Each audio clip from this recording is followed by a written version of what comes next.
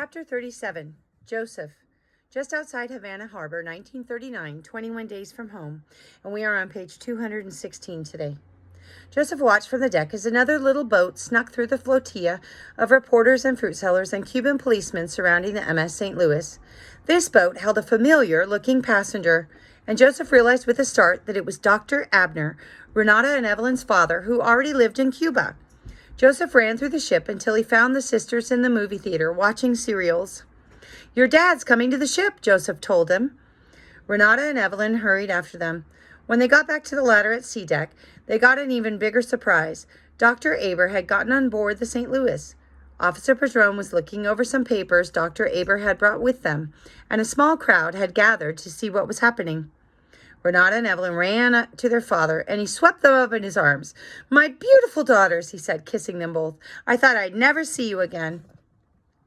Officer Padron nodded and said something in Spanish to Dr. Aber, and Dr. Aber smiled at his daughters. "Come, it's time for you to join me in Cuba." "But what about our things, our clothes?" Renata asked. "Forget about them. We'll buy you new clothes in Cuba," Dr. Aber said. His eyes darted to the policeman, and Joseph understood.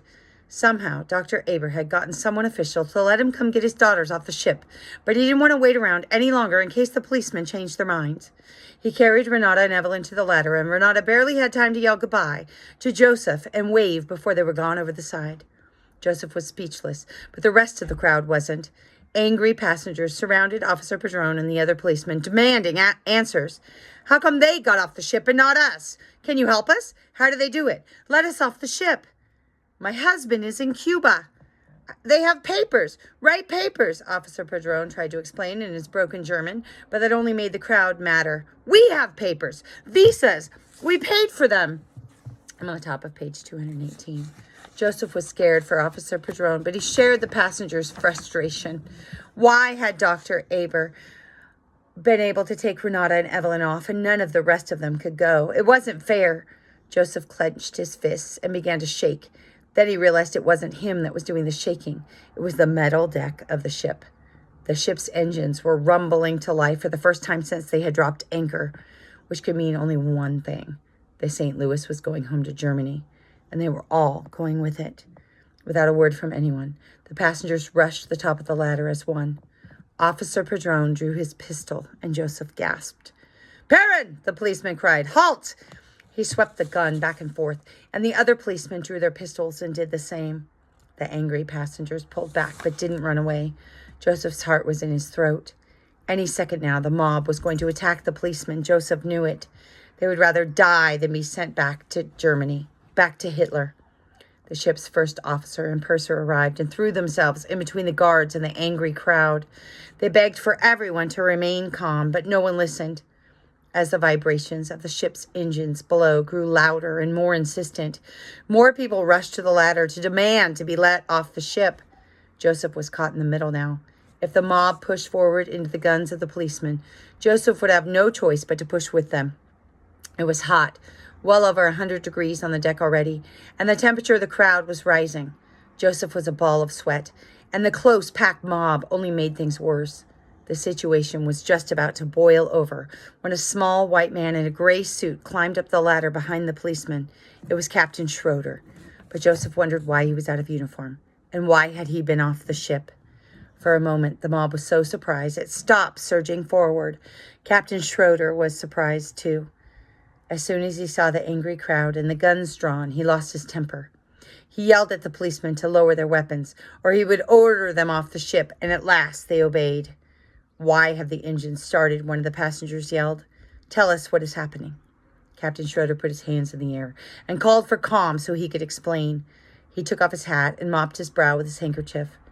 "I have just been to see President Brew, to appeal to him personally for you to be allowed to disembark," the captain said, "but he would not see me." There were dark mutterings among the passengers, and Joseph felt himself getting angrier. What was going on? Top of page 220. Why had the Cubans promised the passengers they would let them in, only to turn them away now? "Worse," Captain Schroeder said. "The Cuban government has ordered us to leave the harbor by tomorrow morning." Leave by tomorrow, Joseph thought, and go where? And what about his father? Would he be leaving with them? Cries of anger came from the passengers, and Joseph joined in. The first officer had disappeared briefly, but now returned with more sailors in case there was violence. Joseph wondered if he should bring his mother to hear this news, but he knew she was in their cabin, most likely in bed crying. She blamed herself for her husband's suicide attempt, and in the last 2 days she had become, in a way, as absent a parent as Joseph's father. No, Joseph was the one who needed to be here right now, for his mother and for Ruthie. Captain Schroeder called for quiet again. We are not going home. We will cruise the American coast and make appeals to President Roosevelt. If any of you have friends or family in the States, I beg you to ask them to exert what influence they can. No matter what, I assure you, I will do everything in my power to arrange a landing outside Germany. Hope must always remain. Now please go back to your cabins. I must return to the bridge to make the ship ready for departure. The crowd mobbed the cabin as he tried to leave sea deck, the passengers pushing and shoving their way around Joseph. Joseph fought his way to the passenger who had translated for Officer Padron the other day and pulled him to where the policeman stood. What about my father? Joseph asked Officer Padron through the translator. I saw him in the hospital, the policeman told Joseph. He's not well enough to come to the ship. Then can we go to him instead? Joseph asked. The policeman looked pained. I'm sorry, little man. You cannot leave the ship. But the ship is leaving, Joseph said. He could feel pulsing engines under his feet. We can't leave my father behind. I wish from the bottom of my heart that you will land soon, little man, Officer Padron said again. I'm sorry. I'm just doing my job. Joseph looked deep into Officer Padron's eyes, searching for some sign of help, some hint of sympathy. Officer Padron just looked away.